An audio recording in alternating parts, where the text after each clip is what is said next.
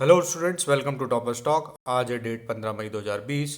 तो आज हम इस वीडियो में डिस्कस करेंगे कि आपके सभी एग्जाम्स में करंट अफेयर से रिलेटेड कौन कौन से क्वेश्चंस बन सकते हैं। तो पेन पेपर ऑन कर लीजिए और इम्पॉर्टेंट फैक्ट्स को नोट डाउन करते चलिए और वीडियो को अंत तक देखिए ताकि आपका कोई भी इंपॉर्टेंट फैक्ट मिस ना हो। तो आपकी पहली अपडेट है, कोरोना महामारी के बीच 30 दिवसों तक राज्य में सेवा देने वाले सभी पुलिसकर्मियों को कर्मवीर पदक से सम्मानित किए जाने का फैसला किस राज्य सरकार द्वारा किया गया है। आपके ऑप्शंस हैं उत्तर प्रदेश, मध्य प्रदेश, बिहार या दिल्ली। आपका राइट ऑप्शन है मध्य प्रदेश। देखिए, हाल ही में मध्य प्रदेश के मुख्यमंत्री शिवराज सिंह चौहान जी के द्वारा ऐलान किया गया है कि जो भी पुलिसकर्मी लगातार 30 दिनों तक मध्य प्रदेश में कोरोना महामारी के बीच में अपनी सेवाएं देंगे, उन्हें हम कर्मवीर पदक से सम्मानित करेंगे। बात आई है मध्य प्रदेश की, तो मध्य प्रदेश की राजधानी है भोपाल, राज्यपाल हैं लालजी टंडन और सीएम हैं शिवराज सिंह चौहान। इतना आपको उस क्वेश्चन में से याद रखना है। नेक्स्ट अपडेट है, कोरोना महामारी से लड़ने हेतु न्यू डेवलपमेंट बैंक द्वारा भारत को कितना कर्ज दिए जाने पर सहमति जताई है। $1 अरब, $2 अरब, $3 अरब या $4 अरब। आपका राइट ऑप्शन है $1 अरब। ठीक है, ब्रिक्स बैंकों के द्वारा इस न्यू डेवलपमेंट बैंक की नींव रखी गई थी 2014 में। ठीक है, ब्रिक्स देश कौन कौन से हैं? ब्राज़ील, रूस, भारत, चीन और दक्षिण अफ्रीका। ठीक है, इन्होंने हाल ही में क्या किया है, कोरोना वायरस महामारी से निपटने के लिए होने वाले मानवीय, सामाजिक और आर्थिक नुकसान को कम करने के लिए इस आपातकालीन सहायता कर्ज राशि को भारत के लिए जारी किया है। अब बात आई है न्यू डेवलपमेंट बैंक की। तो देखिए, इसमें एक ट्रीटी हुई थी 2014 में और फॉर्मेशन हुई थी इसकी जुलाई 2015 में। हेडक्वार्टर है शंघाई चाइना में और इसके प्रेसिडेंट हैं केवी कामत। इतना आपको इस क्वेश्चन में से याद रखना है। आज की आपकी नेक्स्ट अपडेट है, बेरोजगारों को रोजगार या स्वरोजगार देने हेतु किस राज्य सरकार द्वारा होप पोर्टल की शुरुआत की गई है। हरियाणा, उत्तराखंड, हिमाचल प्रदेश या मध्य प्रदेश। देखिए, उत्तराखंड के मुख्यमंत्री हैं त्रिवेंद्र सिंह रावत। इन्होंने हाल ही में क्या किया था, एक ग्रामीण एवं शहरी रोजगार योजना भी वहाँ पर लागू की थी और इसी तारतम्य में उन्होंने hope portal helping out people everywhere भी लॉन्च किया है। इसका क्या काम होगा कि यह अकुशल युवाओं और कुशल युवाओं का डेटा एकत्रित करेगा और उन्हें जो भी कंपनियां या सरकारी जॉब्स देने वाले संस्थान हैं, उन्हें यह डेटा यूज़ करने के लिए दिया जाएगा, जिससे कि क्या हो सके, बेरोजगारी कम हो सके और लोगों को रोजगार वे दे सकें।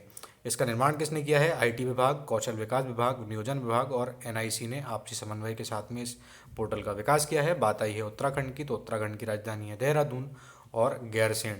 राज्यपाल हैं बेबी रानी मौर्य। इतना आपको उस क्वेश्चन में से याद रखना है। नेक्स्ट अपडेट है आपकी, किसानों को फसल उगाने के निर्देश देने वाला पहला राज्य कौन सा बन गया है। कर्नाटक, उड़ीसा, मध्य प्रदेश या तेलंगाना। देखिए, तेलंगाना के मुख्यमंत्री हैं चंद्रशेखर राव। उन्होंने हाल ही में क्या कहा है कि राज्य में हम विनियामक कृषि की खेती यानी रेगुलेटरी एग्रीकल्चर कल्टीवेशन करेंगे। अब किसानों को राज्य सरकार जो फसलें सुझाएंगी उन्हीं की वे खेती करेंगे और इस का जो ये वाली कल्टीवेशन है विनियामक, ये चालू हो जाएगी धान की नियामक खेती से, मानसून सीजन से ये चालू भी हो जाएगी। ठीक है, उनका ये कहना है कि एक ही फसलों की खेती करने से क्या होता है कि किसानों को उपयुक्त मार्केट नहीं मिल पाता है, जिस कारण से फसलों के दाम कम मिलते हैं। अब राज्य सरकार बाजार की मांग के अनुसार किसानों को बताएगी कि उन्हें किस प्रकार की और कौन सी खेती किस समय में करना चाहिए, जिससे कि उन्हें फसल के उच्च दाम प्राप्त हो सकें और किसानों की बेहतरी हो सके। ठीक है, देखिए, बात आई है तेलंगाना की, तो तेलंगाना की राजधानी है हैदराबाद। राज्यपाल हैं टी सौंदर राजन और सीएम, जैसा हम डिस्कस कर चुके हैं, के चंद्रशेखर राव। देखिए, इतना आपको उस क्वेश्चन में से याद रखना है। आज की आपकी नेक्स्ट अपडेट है, विश्व आर्थिक मंच द्वारा जारी वैश्विक ऊर्जा संक्रमण सूचकांक 2020 में भारत का क्या स्थान है। देखिए, 74वां, 76वां, 79वां या 80वां। आपका राइट ऑप्शन है 74वां। देखिए, लास्ट ईयर जो 2019 का सूचकांक था उसमें भारत का स्थान था 76, लेकिन जो WEF यानी वर्ल्ड इकोनॉमिक फोरम के द्वारा इस वर्ष का जो वैश्विक ऊर्जा संक्रमण सूचकांक 2020 जारी किया गया है उसमें भारत को 74वां स्थान प्राप्त हुआ है। ठीक है, इसमें क्या किया जाता है, देशों के ऊर्जा सुरक्षा और सतत पर्यावरण को बनाए रखने का उल्लेख किया जाता है। किन के आधार पर किया जाता है, जिसमें 6 संकेतक शामिल होते हैं: पूंजी और निवेश, विनियमन और राजनीतिक प्रतिबद्धता, संस्थान और शासन संस्थान और अभिनव व्यावसायिक वातावरण, मानव पूंजी और उपभोक्ता भागीदारी और ऊर्जा प्रणाली संरचना। ठीक है, देखिए, बात आई है विश्व आर्थिक मंच की, तो क्या करता है ये यह मंच सार्वजनिक और निजी सहयोग हेतु एक अंतर्राष्ट्रीय संस्थान है। यह प्रमुख व्यावसायिक, अंतर्राष्ट्रीय राजनीति, शिक्षाविद, बुद्धिजीवियों इत्यादियों के लिए क्या करता है, एक मंच के रूप में काम करता है। मुख्यालय कहाँ पर है इसका, स्विट्जरलैंड के जिनेवा में। ठीक है, इसकी स्थापना कब हुई थी, 1971 में प्रोफेसर क्लॉज एम श्वाब के द्वारा इसकी स्थापना की गई थी। इतना आपको इस क्वेश्चन में से याद रखना है। आज की आपकी नेक्स्ट अपडेट है, किस सोशल मीडिया प्लेटफॉर्म के द्वारा हाल ही में अपने कर्मचारियों को स्थायी रूप से घर से काम करने की इजाज़त दी है, फेसबुक, ट्विटर, इंस्टाग्राम या लिंक्डइन। देखिए आपका राइट ऑप्शन है ट्विटर। ट्विटर के सीईओ हैं जैक डोर्सी। उन्होंने हाल ही में कहा है कि अगर कर्मचारी इस भूमिका की स्थिति में हैं कि अगर वे घर से काम कर सकते हैं तो हम उन्हें घर से काम करने के लिए देंगे। और देखिए बात आई है ट्विटर की, तो ट्विटर की स्थापना हुई थी 21 मार्च 2006 को। हेडक्वार्टर है कैलिफोर्निया यूएस में और फाउंडर हैं जैक डोर्सी, नोआ glass, bill stone and Ivan Williams. CEO हैं जैक डोर्सी। देखिए जैक डोर्सी भी हाल ही में चर्चा में आए थे क्योंकि उन्होंने अपनी संपत्ति का लगभग 25% कोरोना महामारी से लड़ने के लिए दान किया था। ठीक है, तो इसलिए आप इसे याद रखेंगे। नेक्स्ट अपडेट है आपकी, हाल ही में एससीओ यानी शंघाई सहयोग संगठन के विदेश मंत्रियों की बैठक कब आयोजित की गई।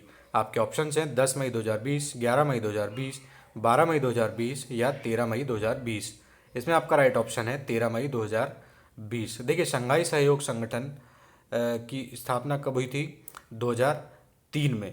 ठीक है, और भारत इसमें कब शामिल हुआ है, 9 जून 2017 को। पाकिस्तान और भारत जो अस्ताना में समिट हुई थी उसमें भारत शामिल हुआ था और इस संगठन में कुल मिलाकर के अभी 8 देश हैं। इन्होंने क्या किया है, अभी एक बैठक आयोजित की है 13 मई 2020 को, विदेश मंत्रियों की बैठक, जिसमें भारत की ओर से किसने भाग लिया है, एस जयशंकर ने, जो कि हमारे विदेश मंत्री हैं। ठीक है, यह जो है शंघाई सहयोग संगठन, यह एक यूरेशियन आर्थिक, राजनीतिक और सुरक्षा संगठन है। ठीक है, और यह संगठन जनसंख्या और भौगोलिक आकार के मामले में दुनिया का सबसे बड़ा क्षेत्रीय संगठन है और लगभग विश्व की 50% आबादी इस संगठन के सदस्य देशों में निवास करती है। इतना आपको इस क्वेश्चन से याद रखना है। बात आई है मेंबर्स की कि शंघाई सहयोग संगठन के मेंबर्स कौन कौन से हैं। तो मेंबर्स देखिए आप, चाइना है, इंडिया है, कजाकिस्तान है, किर्गिस्तान है, पाकिस्तान है, रशिया है, तजाकिस्तान है और उज्बेकिस्तान है।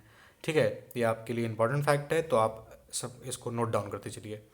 ठीक है, आज की आपकी नेक्स्ट अपडेट है, हाल ही में नमूना पंजीकरण प्रणाली बुलेटिन किसके द्वारा जारी किया गया है, वित्त मंत्रालय द्वारा, स्वास्थ्य मंत्रालय द्वारा, नियंत्रक एवं महालेखा परीक्षक कार्यालय के द्वारा या भारत के रजिस्ट्रार जनरल के द्वारा।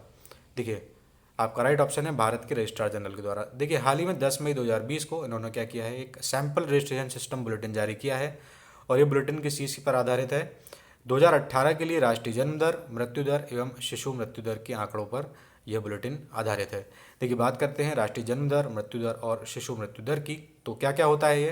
देखिए राष्ट्रीय जन्म दर क्या होती है, प्रति 1000 जनसंख्या पर जीवित जन्मे बच्चों की कुल संख्या को क्या कहा जाता है, राष्ट्रीय जन्म दर। मृत्यु दर क्या होता है, प्रति 1000 जनसंख्या पर मृत्यु की कुल संख्या होती है मृत्यु दर।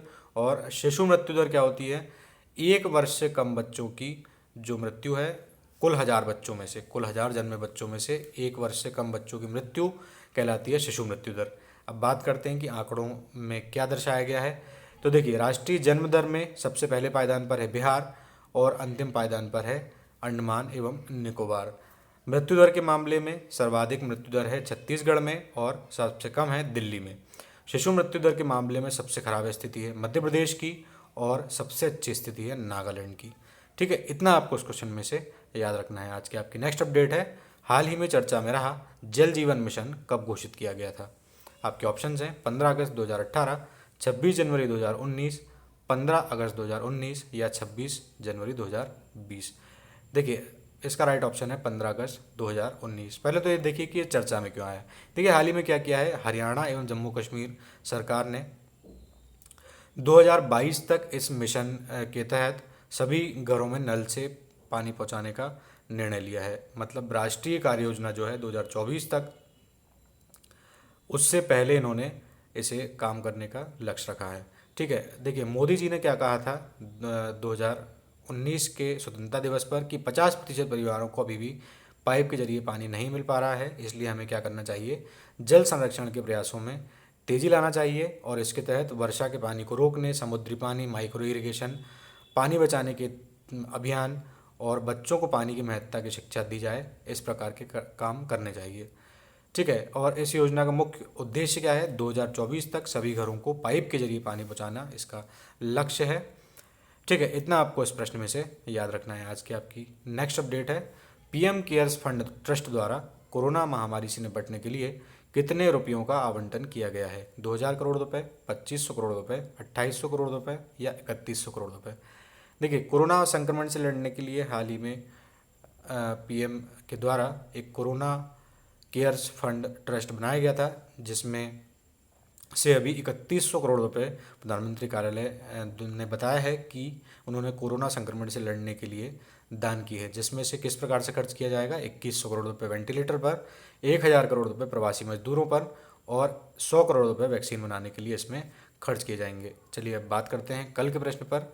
वित्त मंत्रालय की ओर से जारी अधिसूचना के अनुसार वित्त वर्ष 2019-20 का आयकर भरने की समय सीमा कब तक के लिए बढ़ा दी गई है? 30 सितंबर 2020, 30 अक्टूबर 2020, 30 नवंबर 2020 या 30 दिसंबर 2020? इसका राइट ऑप्शन है 30 नवंबर 2020।